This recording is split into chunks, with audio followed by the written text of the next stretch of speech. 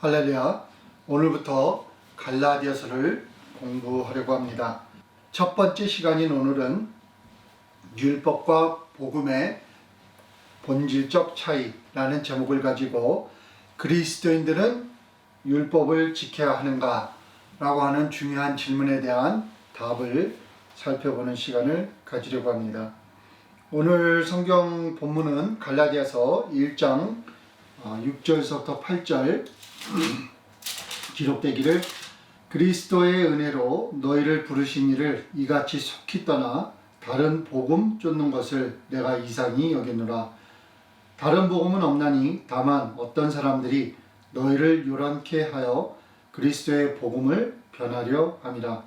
그러나 우리나 혹 하늘로부터 온 천사라도 우리가 너희에게 전한 복음 외에 다른 복음을 전하면 저주를 받을지어다. 이렇게 기록하고 있습니다. 또 갈라디아서 5장 6절을 보게 되면 기록되어 있기를 그리스도 예수 안에서는 할례나 무할례가 효력이 없되 사랑으로서 역사하는 믿음 뿐이니라. 이렇게 기록되어 있습니다.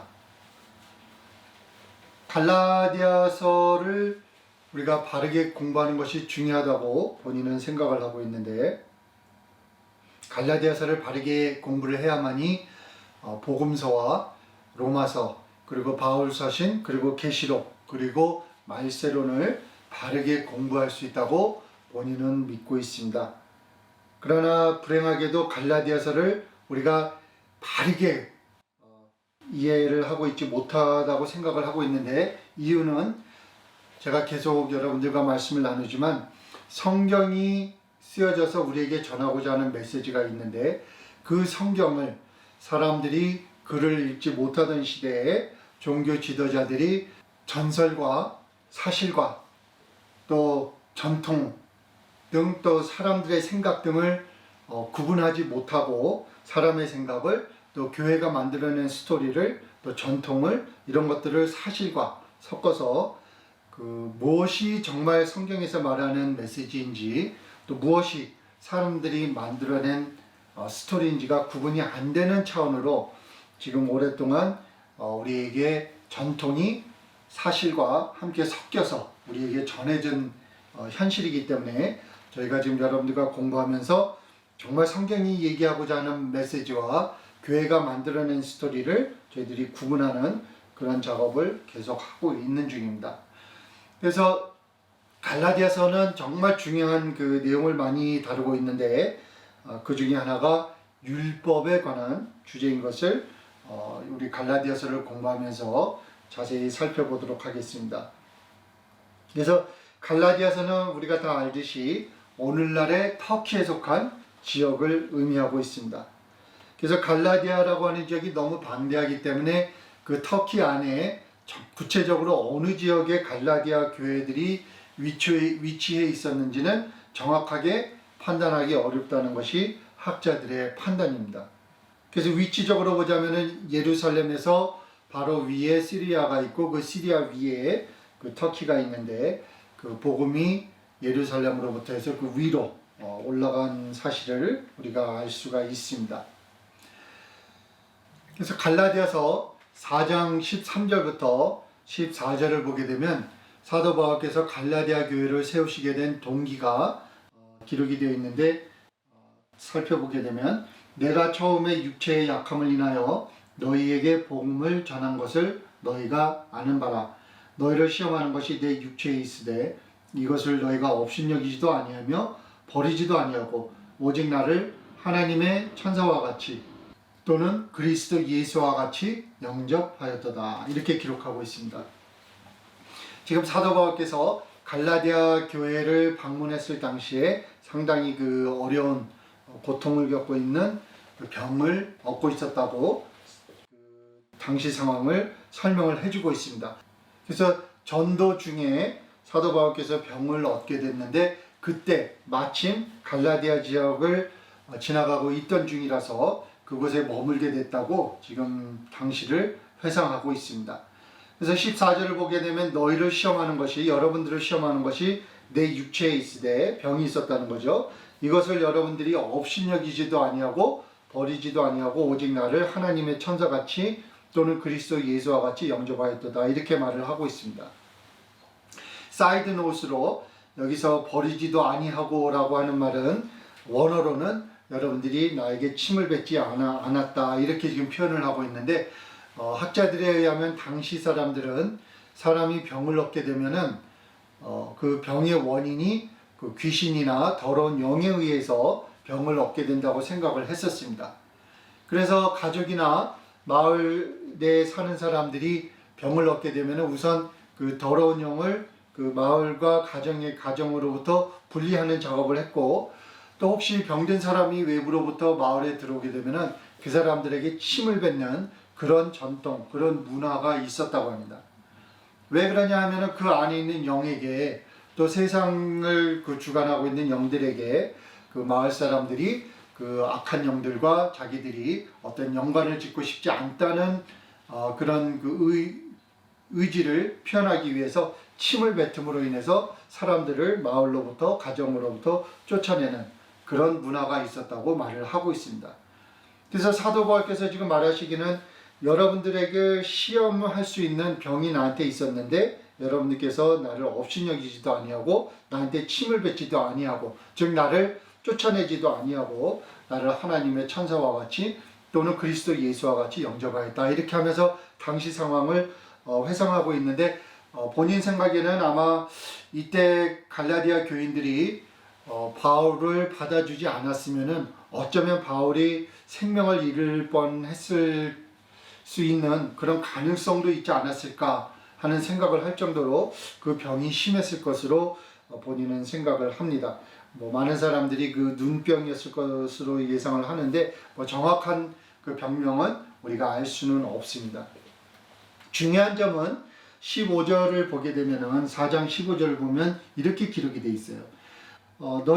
여러분들이 할 수만 있었더라면 여러분의 눈이라도 빼어 나를 주었으리라. 이렇게 기록하고 있습니다.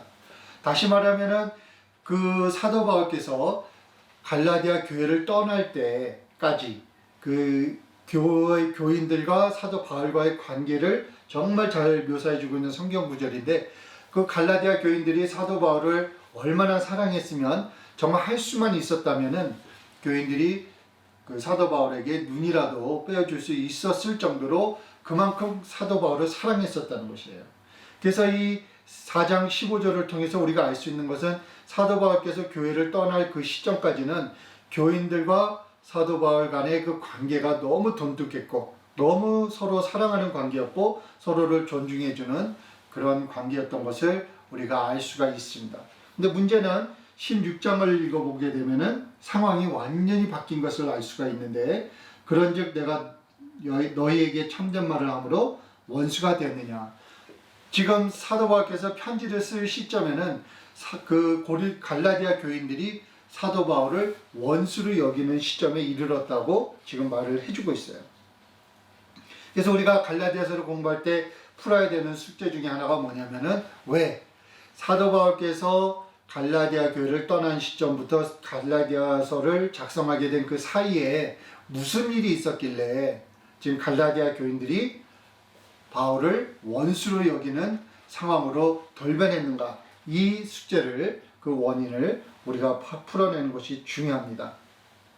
그래서 갈라디아서를 자세히 보게 되면 그 문제의 원인은 사도 바울께서 교회를 떠난 사이에 어떤 사람들이 그 교회를 방문해서 사도 바울께서 이방 교인들에게 가르치지 않았던 율법을 가르치면서 그것을 요구함으로 인해서 교회 내에 혼란이 일어나고 분쟁이 일어나고 분열이 일어났던 것을 우리가 이제 갈라디아서를 공부하면서 알게 됩니다. 그래서 우리가 하나 알아야 되는 것은 사도 바울께서는 이방 교인들에게 복음을 전할 때는 순수 복음을 전했어요.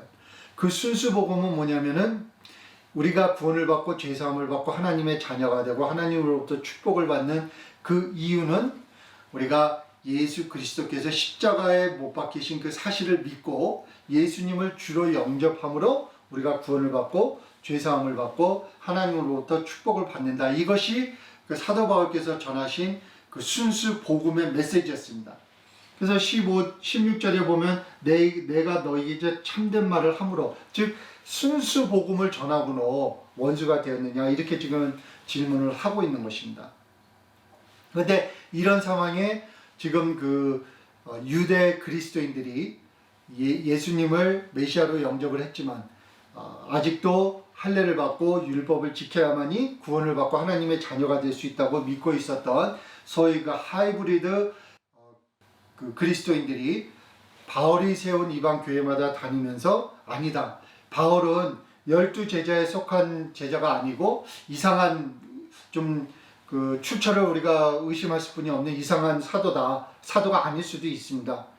가짜 사도입니다. 뭐 이렇게 사도 바울의 직분을 공격하면서 그가 전한 복음은 잘못됐다. 이단적 교리다. 뭔가 모자라다. 그는 12제자들과 아무런 연관이 없는 정말 믿을 수 없는 그런 사도고 그가 전하는 복음도 믿을 수 없다. 이렇게 사도 바울의 직분과 사도 바울이 전한 복음을 공격을 했던 것이에요. 그래서 갈라디아 교인들이 교회를 찾아온 어떤 사람들, 저희 어떤 사람들인지 정체를 우리가 밝혀내야 되는데 그 사람들의 가르침에 넘어가서 율법을 배우고 율법을 지키기 시작함으로 인해서 사도 바울께서 지금 급하게 편지를 보낸 것이 지금 갈라디아서로 우리에게 전해지고 있는 것입니다. 그래서 오늘 본문을 읽어보게 되면은 뭐라고 되어 있는가 하면은 갈라디아서 1장 6절부터 보면 그리스도의 은혜로, 다시 말하면은 이방 교인들이 어떤 율법을 지키거나 어떤 특별한 행동을 해서가 아니라 그냥 은혜로, 거저준 은혜로 너희를 부르신 이를 하나님을 이같이 속히 떠나 그들이 와서 전하자마자 그냥 생각할 틈도 없이 그냥 율법을 믿어버렸다는 것이에요. 다른 복음 쫓는 것을 내가 이상히 여기노라. 그런데 여러분들께서 갈라디아서 공부할 때 1장 6절에서 8절에 정말 중요한 단어가 뭐냐면 다른 복음이에요. 다른 복음이라는 것은 사도 바울께서 전하신 순수한 복음이 아닌 복음이라는 거죠. 그러니까 이단적 교리라는 것이에요. 예수님으로부터 온 복음이 아니라는 것이에요. 그래서 다른 복음을 쫓는 것을 내가 이상히 여기노라. 7절 다른 복음은 없나니 다만 어떤 사람들이 너희를 요란케 하여 혼란을 불러일으켰다는 것이죠. 그리스도의 복음을 변하려 함이라. 다시 말씀드리면 사도 바울께서 전하신 오직 믿음, 오직 예수, 오직 은혜, 하나님의 은혜와 하나님의 사랑과 예수님의 흘리신 피로 우리가 구원을 받고 하나님의 자녀가 된다고 하는 순수한 복음을 변절시켜서, 그러니까 복음이 아닌 걸로 만들어서 거기다가 아니다. 예수님의 보혈만 가지고는 우리가 죄사함을 받을 수 없다.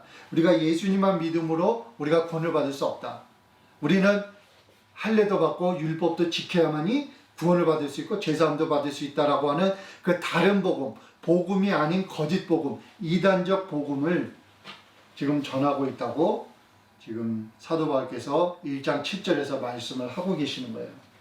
그러나 8절을 보시면 그러나 우리나 혹 하늘로부터 온 천사라도 우리가 너희에게 전한 복음 외에, 다시 말하면 예수 그리스도 한 분만으로 우리가 구원을 받고 예수 그리스도 한 분만으로 우리가 하나님의 자녀가 된다는 그 복음 외에 다른 복음을 전하면, 다시 말하면 율법을 지켜야 된다고 하는 복음을 전하면, 그런 이단 교리를 전하면 그는 저주를 받을지어다라고 저주를 퍼붓고 있어요.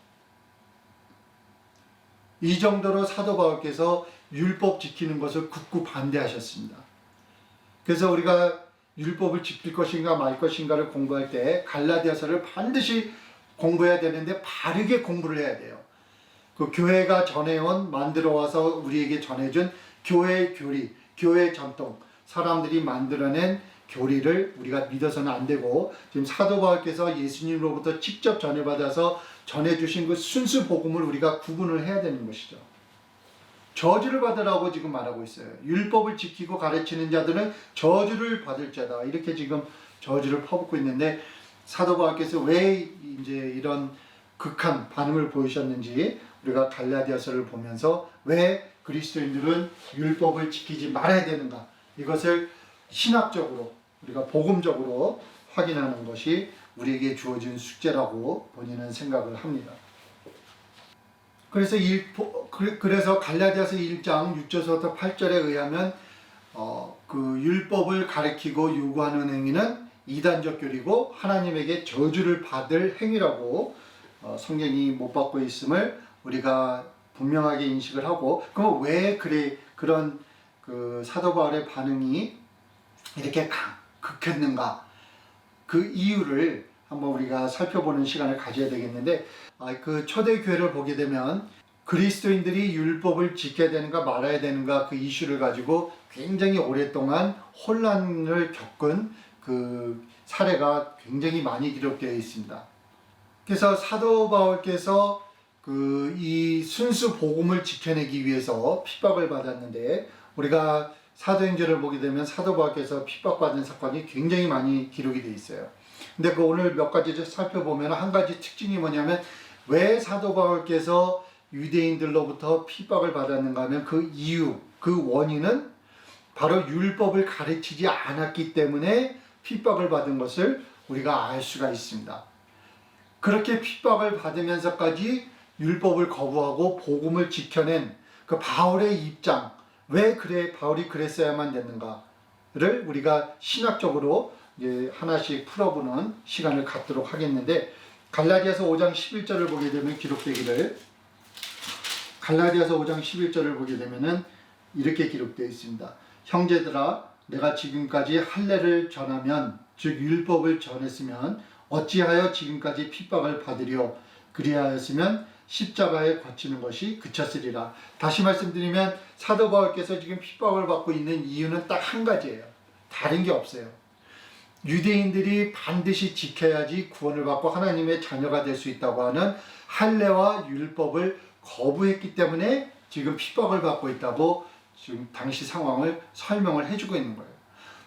사도 바울께서 그 유대인들이 전하는 할례를 전하고 율법을 전했으면 핍박을 안 받았을 것이라고 지금 말을 하고 있는 거예요. 그래서 사도행전 8장 12절부터 13절도 우리가 보겠는데, 18장 사도행전 18장을 보게 되면 그 사도 바울께서 그 핍박받는 장면이 기록이 되어 있는데, 18장 12절부터 13절을 읽겠습니다. 보면은, 갈리오가 아가야 총독되었을 때에 유대인이 일제히 일어나 바울을 대적하여 재판자리로 데리고 와서 말하되, 이 사람이 율법을 어기어 하나님을 공경하라 사람들을 권한다 하거늘. 다시 말하면 율법을 지키지 않고도 하나님을 섬길 수 있다라고 가르쳤다는 것이에요. 그래서 지금 이 유대인들이 바울을 지금 재판장에 끌고 왔는데, 그 이유가 뭐냐면은 사도 바울께서 이제는 더 이상 율법을 지키지 않고 하나님의 자녀가 될 수 있고 하나님으로부터 제사함을 받을 수 있다고 전했다는 그 이유로 지금 유대인들이 반기를 들고 사도 바울을 재판장에 끌고 온 것을 우리가 알 수가 있는 것입니다. 이유가 그 율법에 근거하고 있는 거예요. 사도행전 21장 21절에도 중요한 스토리가 기록이 되어 있는데, 사도행전 21장 21절, 27절, 28절 보면, 21절 보면은 기록되어 있기를, 내가 이방에 있는 모든 유대인들을 가르치되 모세를 배반하고, 그러니까 모세가 전한 율법을 배반하고 아들들에게, 즉 유대인들에게 할례를 하지 말고 또 규모를 지키지 말라 한다 함을 저희가 들었도다. 다시 말하면은 율법을 지키지 말라고 전한 사실을 유대인들이 알았다는 것이에요. 그래서 지금 사도행전 21장을 보게 되면 사도 바울께서 그 이방 교회로부터 헌금을 걷어가지고 예루살렘 교회에서 어려운 사람들 도와주는 사역을 동참하기 위해서 그 모은 헌금을 전달하는 과정에 전달하기 위해서 예루살렘에 왔는데, 지금 예루살렘 교회 지도자들이 사도 바울에게 말을 하는 거예요. 지금 당신이 온 것을 다른 유대인들이 알면은 큰일 날 텐데 이거 어떻게 하면 좋겠냐, 지금 이런 의논을 나누고 있는 것입니다. 사도행전 21장 27절, 그 이래가 거의 참에 아시아로부터 온 유대인들이 성전에서 바울을 보고 모든 무리를 충동하여 그를 붙들고 28절 외치되, 이스라엘 사람들아 더우라, 이 사람은 각처에서 우리 백성과 율법과 이곳을 회방하여 모든 사람을 가르치는 그 자인데, 또 헬라인을 데리고 성전에 들어가서 이 거룩한 곳을 더럽게 하였다 하니. 율법과 이것을 회방하여 이렇게 말하고 있어요. 율법을 지키지 말라고 가르쳤다는 것이죠. 그 이유로 지금 사도 바울께서 핍박을 받고 있는 거예요. 아주 가장 중요한 성경 구절이라고 본인은 생각하는데 사도행전 24장 5절부터 6절을 보게 되면은 이렇게 기록이 되어 있습니다. 우리가 보니 이 사람은 연병이라, 지금 문제를 일으키는 사람이라는 거예요. 천하에 퍼진 유대인들을 다 소욕케 하는 자요 나사렛 이단의 괴수라. 예수님은 누구예요? 이단자예요. 사도 바울은 누구예요? 그 이단인 예수가 시작한 종교의 우두머리라고 지금 말을 하고 있는 거예요. 이단입니다. 기독교는 이단이에요. 왜 이단이에요? 이유가 있어요. 왜 이단이에요? 율법을 지키지 않고 하나님의 자녀가 되고 율법을 지키지 않고 이제 죄사함을 받을 수 있다고 전함으로 인해서 지금 이단이 되고 이단의 괴수가 된 것입니다. 이렇듯 사도 바울께서 핍박받은 사건들을 다 살펴보면은 이유가 딱 한 가지가 있습니다. 그가 바로 율법을 전하지 않았기 때문에 핍박을 받았어요. 그래서 우리가 알아야 되는 것은 왜 사도 바울께서는 그렇게 핍박을 받고 정말 우리가 말로 표현할 수 없는 그 고통을 겪으면서까지 율법 지키는 것을 거부했는가? 이 사실을 우리가 알아야 돼요. 그 원인을 알아야 돼요. 아주 중요한 원인이 있습니다.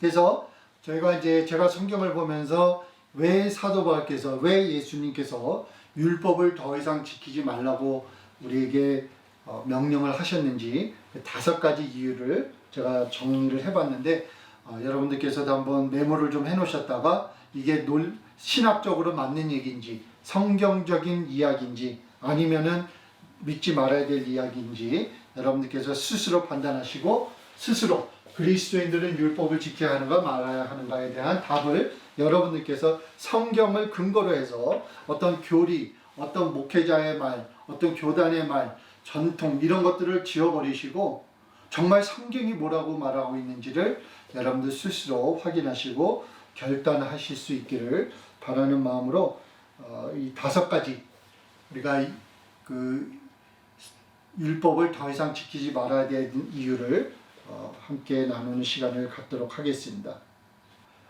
본질적으로 율법과 복음은 우리 모두에게 중요한 5가지 이슈에 대한 다른 답을 서로 섞일 수 없는 구분되는 다른 답을 제시하고 있는데 그 답들을 한번 그 이슈가 무엇인지 또 그리고 그 답이 무엇인지 한번 살펴보겠습니다. 첫째로는 어떻게 하나님의 자녀가 되고 어떻게 우리가 구원을 얻는가, 이 중요한 이슈에 대해서 율법과 복음은 서로 다른 답을 제시하고 있습니다.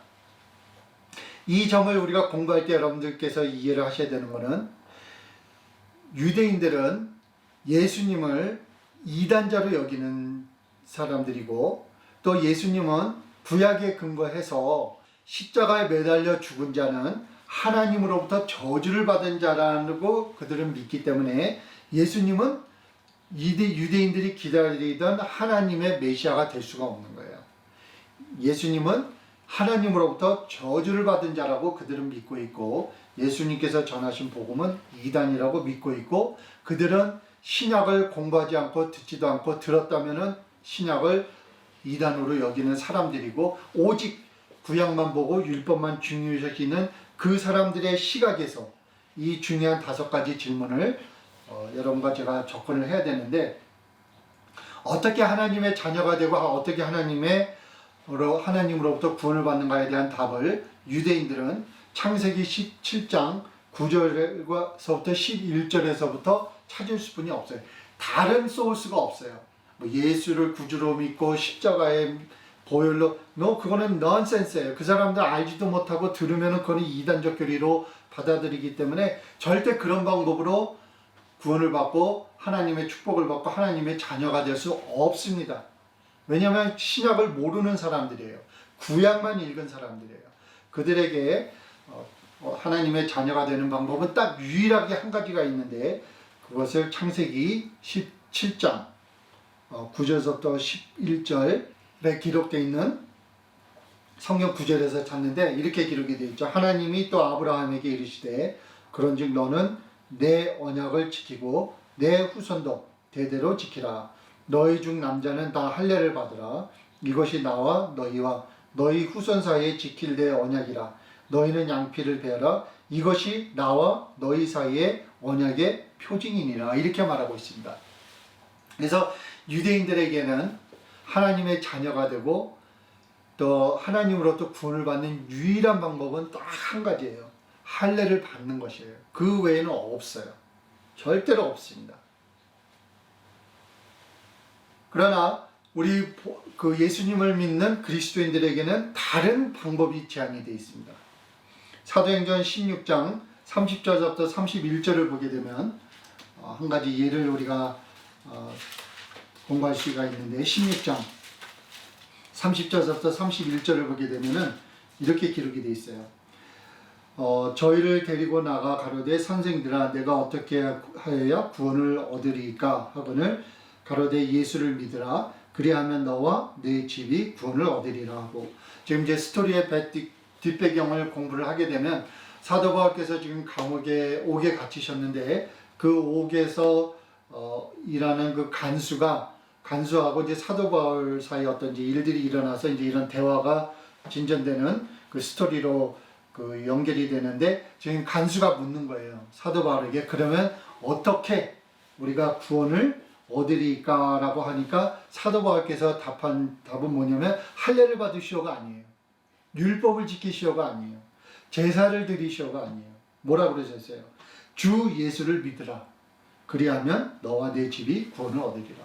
그래서 이 중요한 질문, 어떻게 하나님의 자녀가 되는가, 어떻게 구원을 얻는가에 대한 답이 율법과 복음이 이렇게 현저하게 합할 수 없는 너무 다른 극과 극인 답을 제안을 하고 있다는 사실을 여러분께서 아셔야 돼요.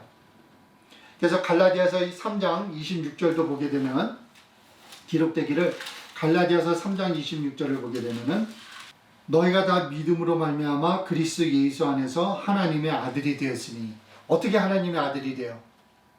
예수를 믿음으로죠. 그러나 유대인들에게 예수를 믿음으로 하나님의 아들이 됩니다. 그러면 이건 이단적 설이에요. 절대 받아들일 수 없는 설입니다. 말이 안 되는 얘기예요. 갈라디아서 4장 6절도 보게 되면 기록되기를 너희가 아들인 거로 하나님이 그 아들의 영을 우리 마음 가운데 보내사 아버지라 부르게 하셨느니라. 유대인들은 할례를 받음으로 하나님을 아버지라고 부르지만 우리 그리스도인들은 예수님을 믿음으로 말미암아 우리가 하나님으로부터 받은 영의 힘을 의해서 우리가 하나님께 아버지라고 부르게 된다는 것이죠. 요한복음서 1장 12절도 말하기를 영접하는 자 곧 그 이름을 믿는 자들에게는 하나님의 자녀가 되는 권세를 주셨으니 로마서 10장 9절 내가 만일 내 입으로 예수를 주로 시인하며 또 하나님께서 그를 죽은 자 가운데서 살리신 것을 내 마음에 믿으면 구원을 얻으리라. 로마서 10장 13절 누구든지 주의 이름을 부르는 자는 구원을 얻으리라. 이렇게 율법과 복음은 어떻게 하나님의 자녀가 되는가에 대한 질문에 이런 다른 답을 제시하고 있다는 사실, 이 사실이에요. 그것을 A, B 기재를 해놓으시고 여러분들께서 구분하는 연습을 하시기를 바라겠습니다. 두 번째로는 어떻게 죄사함을 받는가라고 하는 중요한 질문에 율법과 복음이 다른 답을 제시를 합니다. 그래서 율법만 아는 유대인들에게는 레위기 16장에 기록되어 있는 속죄의 날 같은 그런 행사를 절기를 지킴으로 인해서 죄사함을 받고 또 안식일이나 어떤 절기가 됐을 때 짐승을 갖다 바치고 농작물을 갖다 바치고 그런 식으로 죄사함을 받습니다. 그러니까 다시 말하면 율법을 지킴으로 죄사함을 받는 것이죠. 그래서 신명기랑 레위기 이렇게 구약에 기록되어 있는 그 죄의 사함을 받는 방법이 있는데 그것들을 따름으로 인해서 죄의 사함을 받는 거예요. 그러나 갈라디아서 3장 13절에 의하면 그리스도께서 우리를 위하여 저주를 받은 바 되사 율법의 저주에서 우리를 속량하셨으니 기록된 바 나무에 달린 자마다 저주 아래에 있는 자라 하였습니다. 우리는 어떻게 죄사함을 받습니까? 우리는 예수님께서 십자가에서 흘리신 그 보혈, 그 보혈을 믿음으로 말미암아 우리가 죄사함을 받는 거예요. 우리가 이제 율법에 근거해 갖고 안식일날 뭐 소를 잡고 양을 잡고 염소를 잡고 뭐 그런 식으로 해서 우리가 죄사함을 받는 것이 아니에요. 이 물과 기름같이 다른 답이 이 두 소스를 통해서 제시되고 있음을 우리가 알아야 돼요. 그 차이가 있음을 알아야 된다는 것이죠. 세 번째로 어떻게 축복을 받는가? 이에 대한 답이 또 두 그룹이 다릅니다. 신약을 모르고 예수님을 영접하지 않은 유대인들에게는 어떻게 하나님으로부터 축복을 받는가 하는 그 답을 신명기 28장에서 그들은 찾고 있는데, 신명기 28장 1절부터 3절을 보게 되면은 이렇게 기록되어 있어요. 내가 내 하나님 여호와의 말씀을 삼가 듣고 내가 오늘날 내게 명하는 그 모든 명령을 지켜 행하면, 다시 말하면 율법을 지키면 내 하나님 여호와께서 너를 세계 모든 민족 위에 뛰어나게 하실 것이며, 내가 내 하나님 여호와의 말씀을 순종하면, 즉 율법을 순종하면 이 모든 복이 내게 임하며 내게 미치리라. 성읍에서도 복을 받고 들에서도 복을 받을 것이며, 이런 식으로 복을 받을 수 있는 조건을 묘사하고 있는데, 어떻게 복을 받아요? 율법을 지킴으로. 그러나 28장 15절부터 16절을 보면은 또 저주를 받는 조건이 있습니다. 내가 만일 내 하나님 여호와의 말씀을 순종하지 아니하여, 즉 율법을 지키지 아니하여 내가 오늘날 내게 명하는 그 모든 명령과 규례를 지켜 행하지 아니하면, 율법을 지키지 아니하면 이 모든 저주가 내게 임하고 내게 미칠 것이니 내가 성읍에서도 저주를 받으며 들에서도 저주를 받을 것이라 하면, 엄청나게 무서운 저주를 받는 조건을 기록하고 있습니다. 그래서 유대인들에게는 지금 신명기 28장을 그들한테는 우리가 지금 그 요한복음서 3장 16절처럼 아주 그냥 머리에 박혀있는 스토리인데, 저주를 피하려면 율법을 지켜야 되고 축복을 받으려면 율법을 지켜야 된다는 것이 그들 생각에 박혀있는 것이죠.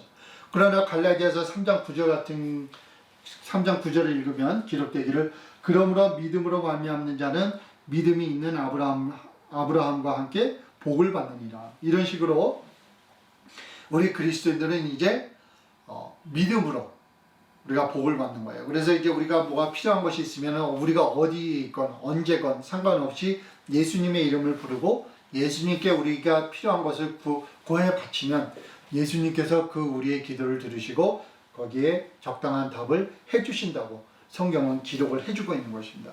그래서 이 축복을 받고 저주를 피할 수 있는 그 길이, 그 율법과 그 복음이 서로 다른 답을 제시하고 있다는 사실을 여러분과 제가 아는 것이 너무너무 중요합니다. 그리고 더 중요한 것은 이제 그리스도인들이 율법을 지키지 않는다고 해서 이런 저주가 우리에게 오는 것이 아니에요. 뭐 안식일을 안 지켰다고 하나님께서 사업을 망하게 하시고 11조 안 냈다고 뭐 대대로 가난하게 살게 하시고 그렇게 노발대발 하시는 하나님이 아니시라는 것을 여러분과 제가 이제 아셔야 돼요. 왜냐? 예수님께서 십자가에서 우리의 죄 문제를 해결해 주셨기 때문에 더 이상 율법이 가지고 있던 그 효력이 우리에게는 적용이 더 이상 안 된다는 것이에요. 자, 네 번째, 그 예수는 누구인가라는 이 중요한 질문에 그 율법과 복음이 서로 다른 답을 제시를 하고 있습니다. 그래서 우리가 앞에서 살펴본 대로 그 사도행전 24장 5절부터 6절을 보게 되면은 유대인들은 예수님을 이단으로 여겼고 하나님으로부터 저주를 받은 자로 이해를 하고 있습니다. 그러나 여러분과 저에게는 예수님이 누구세요? 마태복음 28장 18절을 보게 되면 예수께서 나와 일러 가라사대 하늘과 땅의 모든 권세를 내게 주셨으니 이렇게 기록하고 있습니다. 우주의 주가 되신 분이 바로 예수님이세요.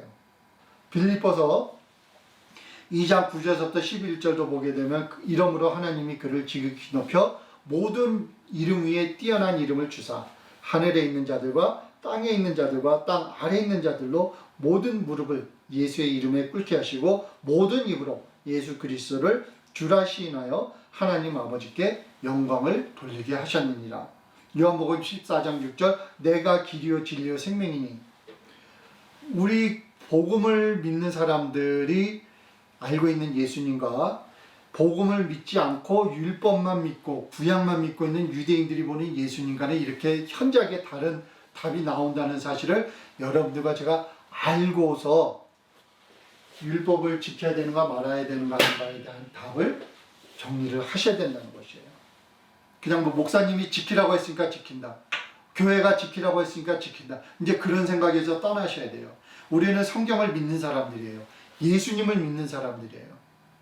그래서 성경에 근거해서 이 문제를 결정을 하셔야 되는데 지금 우리가 그러지 못하고 있는 문제가 있는 것이죠. 그 다음에 마지막으로 끝으로 어떻게 보면 가장 중요한 질문일 수도 있는데, 그러면 우리가 하나님의 자녀가 된다면 또 구원을 받은 사람들이라면 무엇을 해야 되는가?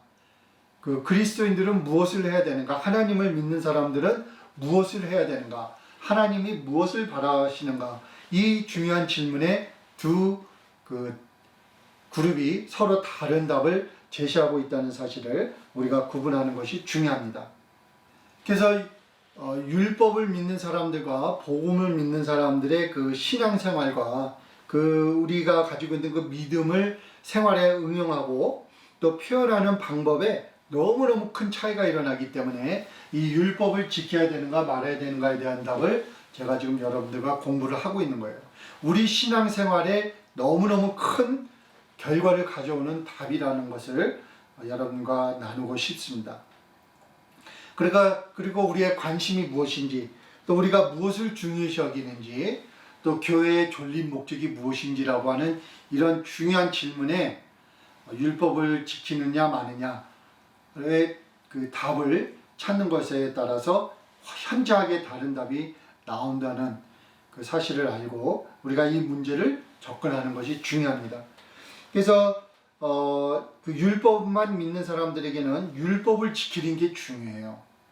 아까 신명기 28장에서도 말씀드렸듯이 율법을 지키는 것이 그들에게는 하나님을 믿는 그 믿음을 표현하는 방법이에요. 안식일을 지키고 11조를 내고 무슨 절기도 많죠. 그 절기 다 지키고 그래야만이 그것이 바로 하나님을 그들이 존중하고 하나님을 믿는다는 그 신앙을 표현하는 방법이라는 것이죠. 그래서 신명기 30장 19절서부터 20절에도 기록되기를 모세가 이제 운명하기 바로 전에 남긴 말로 기록되어 있는데 내가 오늘날 천지를 불러서 너희에게 증거를 삼느니 내가 생명과 사망과 복과 저주를 내 앞에 두었은즉 너와 내 자손이 살기 위하여 생명을 택하고, 여기서 생명을 택하고란 말은 율법을 지키라는 말이에요. 왜냐하면 율법을 지키는 것이 하나님을 존중하고 하나님께 예배를 드리는 일이기 때문에 내 하나님 여호와를 사랑하고 그 말씀을 순종하며 또 그에게 복종하라. 그는 내 생명이시요 내 장수시니 여호와께서 내 열조 아브라함과 이삭과 야곱에게 주리라고 맹세하신 땅에 내가 거하리라. 그래서 하나님께서 주신 약속하신 복을 누리고 하나님의 자녀가 되고 이 모든 것을 누리기 위해서는 율법을 지키라는 것이죠. 그래서 율법주의자들에게는 건물 성전이 중요하고 제사장이 중요하고 그 절기가 많잖아요. 유월절, 무교절, 초실절, 속죄일, 초막절, 안식일, 11조 이런 게 다 중요해요. 왜냐하면 그런 것들을, 그런 종교적 행위를 보여야만이 그것이 바로 하나님을 사랑한다는 그 신앙을 고백하는 행위이기 때문에, 그리고 그런 행위를 통해서만 하나님의 자녀가 되고 구원을 받을 수 있기 때문에 율법을 지키는 것이 최대 관심사가 됩니다. 중요한 이슈죠, 그들에게는. 그러나 사도 바울은 이제 그렇게 얘기를 하지 않아요.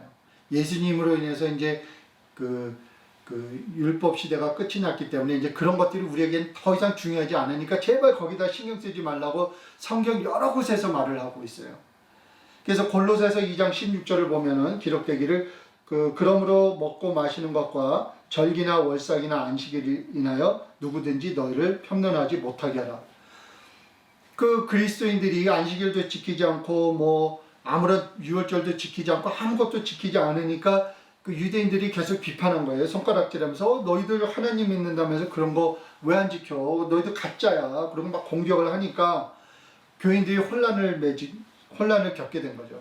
그러니까 사도 바울께서 뭐라고 그러시냐면은 다시 말씀드리면 그러므로 먹고 마시는 것과 이거 다 율법에 관한 얘기예요.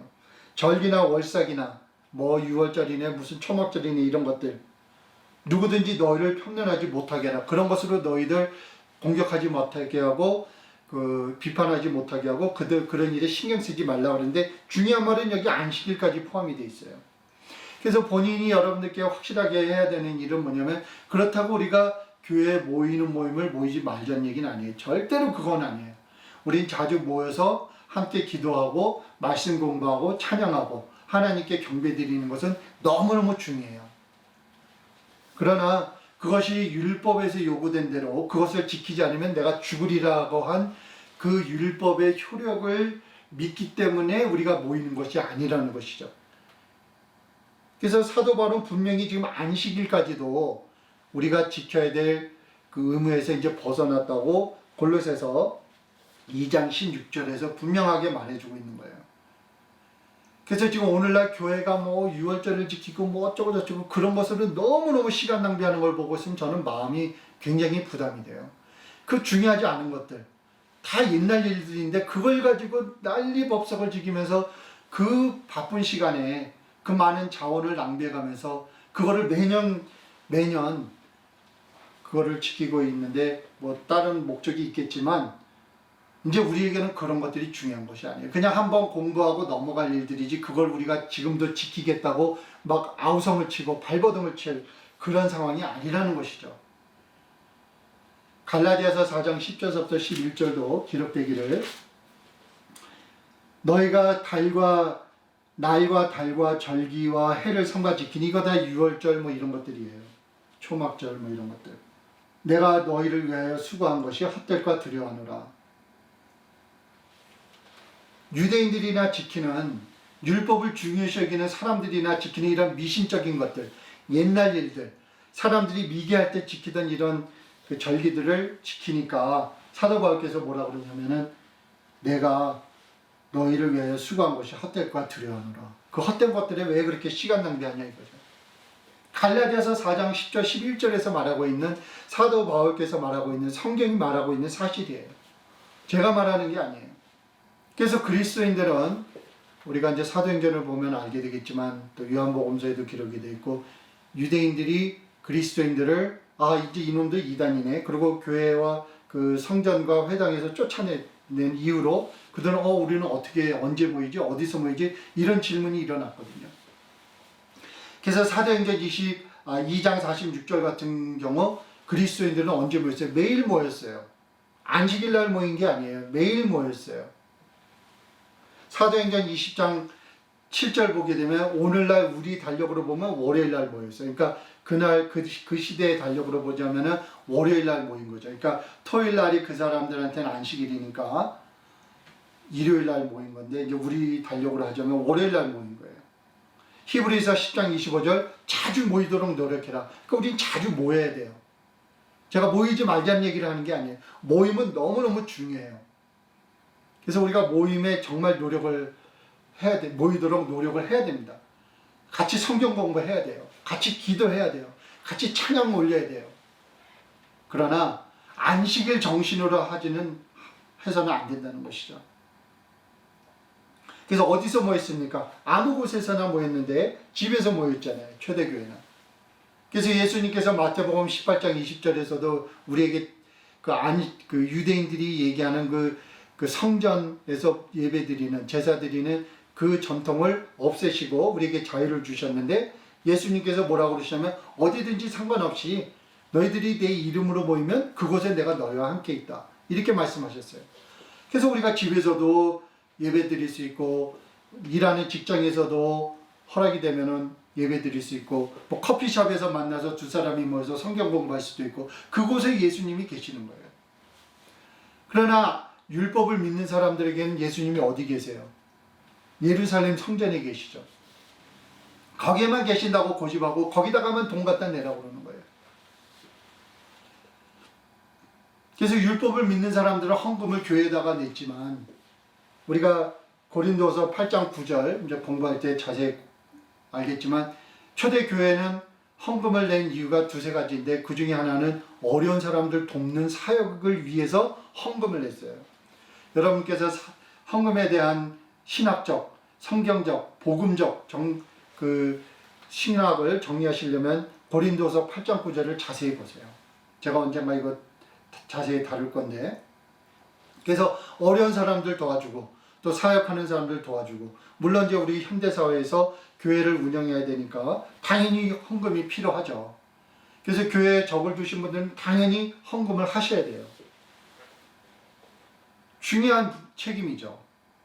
하나님의 복음을 전하기 위한 어떤 그 제도가 필요하니까 헌금은 당연히 해야 되지만 이제 그 율법적인 그 헌금 제도는 아니라는 것이죠. 안 하면은 죄를 받고 안 하면은 저주를 받고 하나님이 노발대발 하셔가지고 뭐 대대로 그냥 저주를 받는다고 겁을 주니까 다 무서워갖고 그냥 쩔쩔쩔쩔 매잖아요. 근데 우리는 거기서 이제는 자유함을 얻었다는 것이에요. 그러나 우리에게 주어진 책임은 이행을 해야 되는 것이 중요합니다. 그래서 우리에게 중요한 것은 딱 한 가지만 그 성경에서는 복음에서는 전해지고 있는데 우리가 지켜야 될 절기는 성만찬식이에요. 근데 이제 그거는 저희가 고린도전서 공부할 때 자세히 다루겠고, 우리가 모이는 날에 이제 주님의 부활을 우리가 상징하는 그날을 축복하기 위해서 우리는 일요일 날 우리가 모이잖아요. 우리가 안식일을 지켜야 된다 하면 여러분들 토요일 날 모이셔야 돼요. 그리고 안식일을 지키려면 금요일서부터 준비를 하셔야 돼요. 아주 복잡한 준비 과정이 있습니다. 그런 거 아무것도 안 지키면서 주일 안식일 지켜야 된다고 주장하시는 분들 보면 제가 그분들의 입장은 이해를 하지만 얼마나 앞뒤가 안 맞는 주장을 하고 있는가를 좀 우리가 이제 좀 성경적으로 좀 알고서 이제 그런 주장을 해야 된다고 본인은 생각을 하는 거예요. 왜 일요일 날 만나요? 토요일 날 만나야지. 주일을 지킨다면. 그리고 우리가 복음을 믿게 되면은 우리가 디모데전서 디모데후서 이런 데서 기록되어 있듯이 가정과 직장과 교회에 충실하게 되는 거예요. 율법을 지키기 위해서 무슨 절기를 지키고 막 그런 날 아우성을 치고 그런 날 헌금 갖다 내고 그런 데다 모든 우리의 에너지를 뽑는 게 아니라 우리 가정과 직장과 우리가 속해 있는 사회에서 하나님의 영광을 돌리는 일에 우리가 초점을 맞추게 되는 것이죠. 그래서 갈라디아서 5장 6절은 저는 여러분들께서 집에 정말 벽에다 붙여놓고 늘 공부하시기를 바라는 말씀인데, 우리 그리스도인들에게 중요한 것은 무엇이냐면 갈라디아서 5장 6절을 보게 되면 그리스도 예수 안에서는 할례나 무할례가 효력이 없대. 아무런 이제 가치가 없다는 것이에요. 할례를 하건 안 하건 안식일을 지키건 말건 유월절을 지키건 말건 아무런 효력이 없다는 거예요, 우리한테는. 그러나 뭐가 중요하냐면 오직 사랑으로서 역사하는 믿음뿐입니다. 이 말 굉장히 중요한 말입니다. 사랑으로서 역사하는 믿음. 우리가 믿음을 가졌다면 그 믿음이 사랑으로 표현이 돼야 된다는 거예요. 그것만이 우리에게 중요하다는 거예요.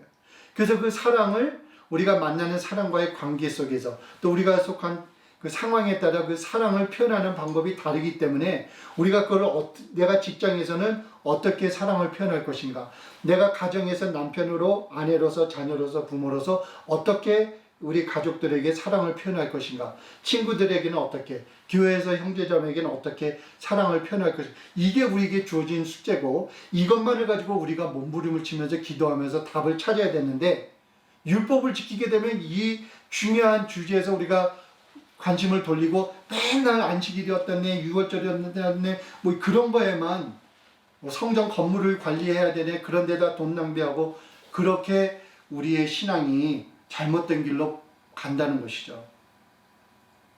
갈라디아서 5장 6절 너무너무 중요하고 우리가 갈라디아서 공부하면서 깊이 살펴볼 건데 정말 여러분들 마음속에 깊이 새겨두시기를 바라고, 갈라디아서 5장 14절도 기록되어 있기를 온 율법은 내 이웃 사랑하기를 내 몸과 같이 하라 하신 말씀이 이루어나니. 다시 말씀드리면 율법을 중요시 여긴다고 하시는 분들은 이제 율법에 신경을 쓰지 마시고 이제 사랑을 지금 말하고 있잖아요. 오직 내 이웃 사랑하기를 내 몸과 같이 사랑하신 말씀이 이루었나니. 그래서 우리에게 주어진 유일한 그 계명이 하나가 있어요. 그것은 내 이웃을 내 몸과 같이 사랑하라. 그래서 그 사랑을 실천하면 율법이 요구하던 그 정신, 하나님이 요구하시는 것, 우리에게 하나님께서 기대하시는 것, 그 요구가 다 충족이 된다는 것이에요.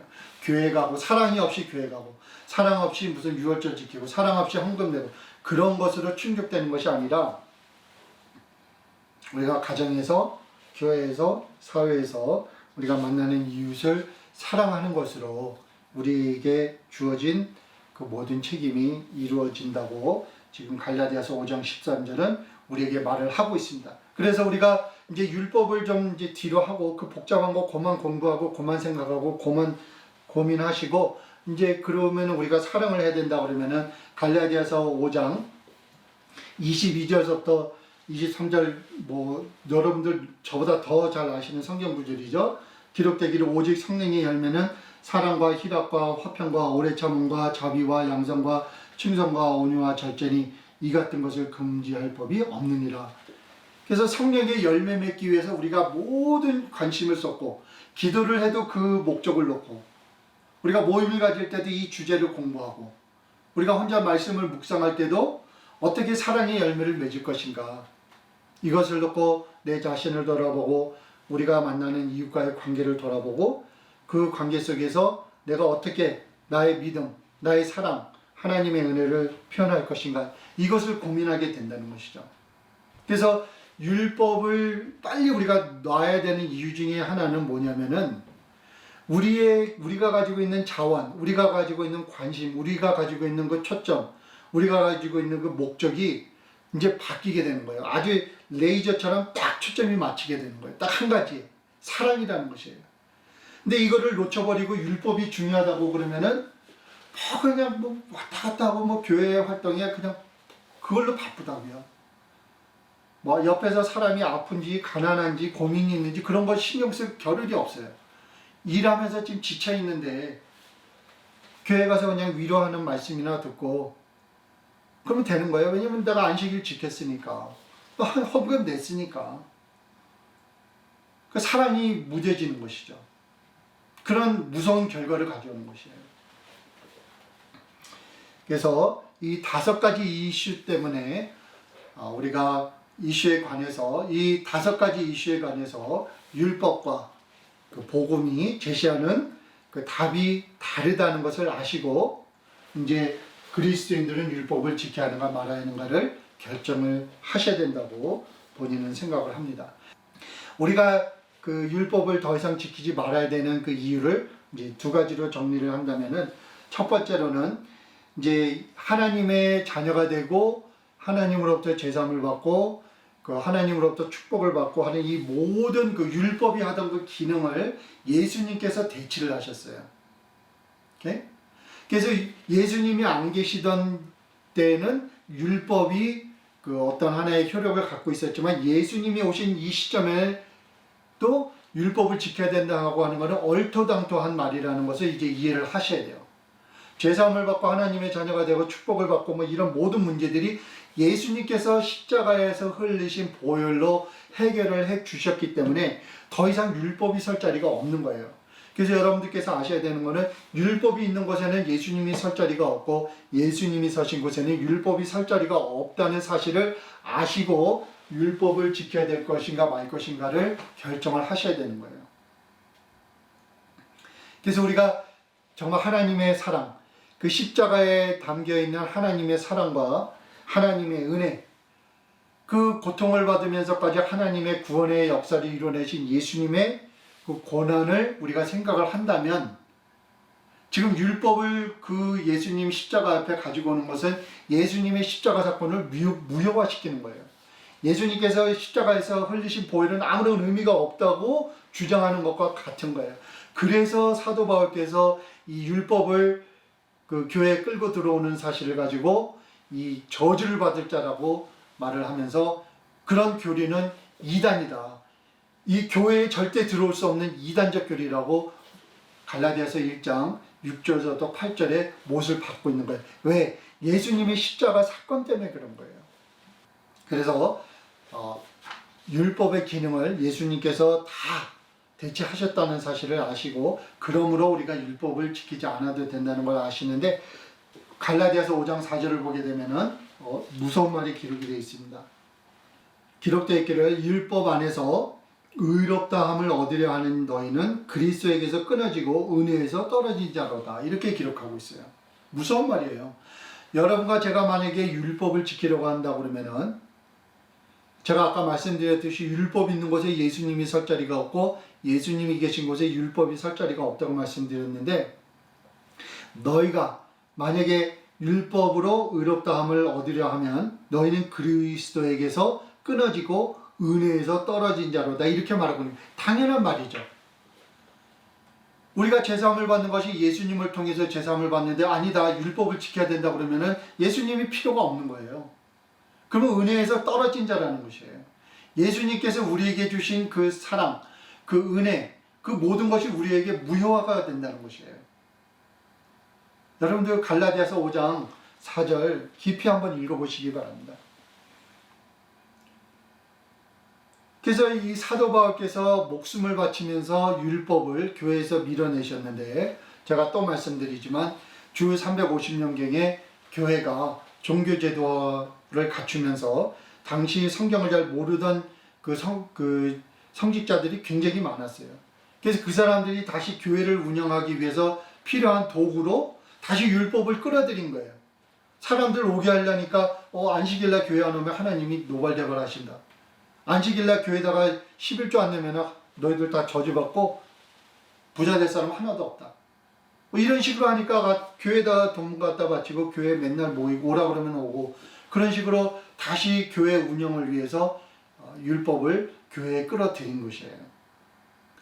그래서 그 전까지는 헌금을 걷어가지고 어려운 사람 도와주고 사역자들 도와주던 것이, 이제 어려운 사람 도와주는 일은 없고 건물만 지어대고 건물 안에다 금딱지 붙여놓고 성직자들 거룩한 옷에다가 금딱지 갖다 붙여놓고, 이제 이런 정말 말로 표현할 수 없는 거의 이단적 종교로 전락을 하고 만 것이죠.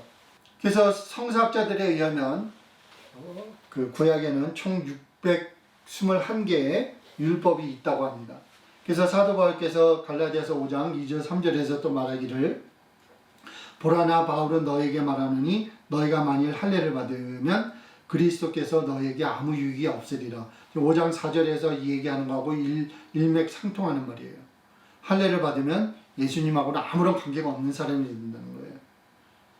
3절 중요합니다. 내가 할례를 받는 각 사람에게 다시 증거하노니 그는 율법 전체를 행할 의무를 가진 자라. 다시 말하면 621개가 다 하나님으로부터 나온 말인데, 어떻게 인간이 요거는 중요하고 요거는 중요하지 않다고 결정지을 수 있냐 이거죠. 그럴 근거가 없다는 것이에요. 다 하나님으로부터 나온 말이니까 하나를 지키려면 다 지켜야 될 의무가 있다고 지금 말을 하고 있는 거예요. 그래서 여러분들께 제가 질문하는데, 여러분들께서 율법의 621개 중에 몇 개를 알고 계십니까? 그 중에 몇 가지를 지키십니까? 내가 알고 중요시 여기는 것은 지키면서 내가 모르는 것은 왜 지키지 않습니까? 그런 질문을 지금 사도 바울께서 하고 있는 것이에요. 그래서 누가복음 5장 37절 38절에서 예수님도 이렇게 말씀하셨어요.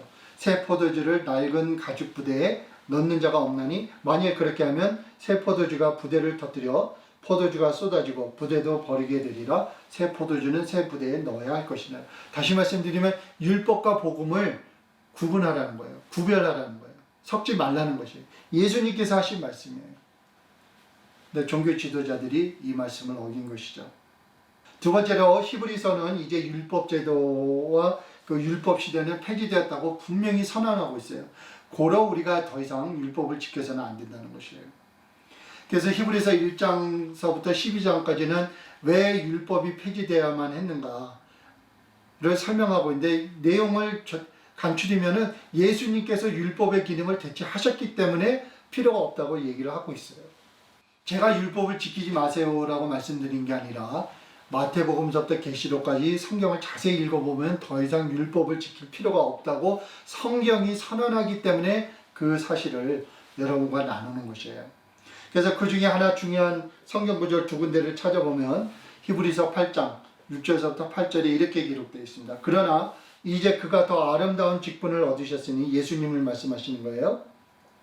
이는 더 좋은 약속, 예수님의 보혈로 주어진 그 약속을 말하는 것이죠. 그러니까 아브라함이 할례를 받음으로 하나님과 맺은 그 언약과 다른 새로운 언약, 더 좋은 언약.